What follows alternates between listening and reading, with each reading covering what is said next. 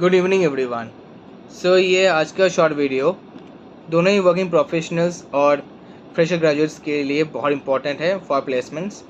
अंतर देखना ज़रूर और पसंद आ जाए तो लाइक शेयर और सब्सक्राइब करना मत भूलना। मान लो कि तुम लोग एक इंटरव्यू में हो।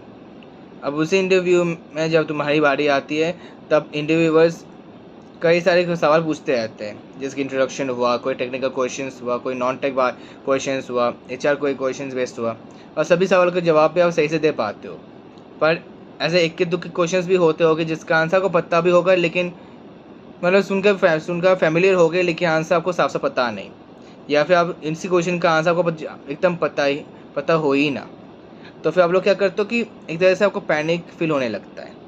पर फॉर कन्फर्मेशन, पहली बार तो ये मत करना, don't panic, because just interview के सवालों के जवाब ना आना मतलब ये नहीं कि आपको इंटरव्यू से बाहर निकाला जाए, बल्कि इंटरव्यू से एक्सपेक्ट करते हैं कि जब वो लोग सवाल पूछेंगे तो आप ऐसे कैसे रिएक्ट करो और किस तरह का आंसर दे पाते हो। भले ही वो प्रॉपर एग्जैक्ट आंसर हो ना, लेकिन किस तरह से रिएक्ट करते हो इंटरव्यू से देखते हैं।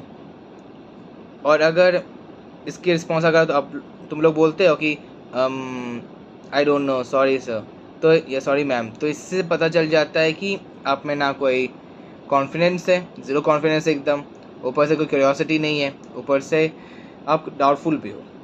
इसी से ना इंटरव्यूज़ की नज़रों में एक आपके प्रति एक नेगेटिव इम्पैक्ट पैदा होने लगता है। इसको अवॉइड करने के लिए ऐसे कई सारे ऑल्टरनेटिव आंसर्स हैं जिसको देने पर भले आपको जवाब सही से पता ना हो, लेकिन अगर ये सब आंसर बताने जाओगे तो फिर इंटरव्यूअर्स की नज़रों में एक पॉजिटिव इंप्रेशन बना रहेगा और उनको समझ आ जाएगा कि हाँ, इस बंदे को सवाल को जवाब पता ही, इस क्वेश्चन का आंसर पहले ही पता ना हो, लेकिन वो बंदा क्यूरियस है सब कुछ जानने की और प्रोएक्टिव भी है।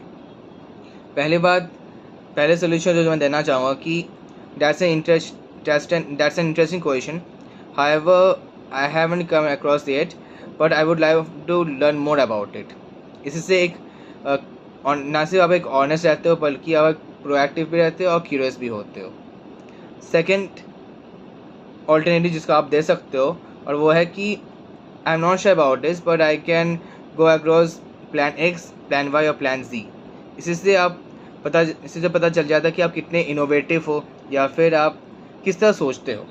और थर्ड ऑल्टरनेटिव जिसको आप दे सकते हो वो है, इसका आंसर ये होना चाहिए कि great question, I am not familiar with that question being asked to me, but I have worked with similar platforms and I am not confident I can learn quickly. इससे पता चल जाता है कि आप ट्रांसपेरेंट भी हो और साथ साथ कॉन्फिडेंट।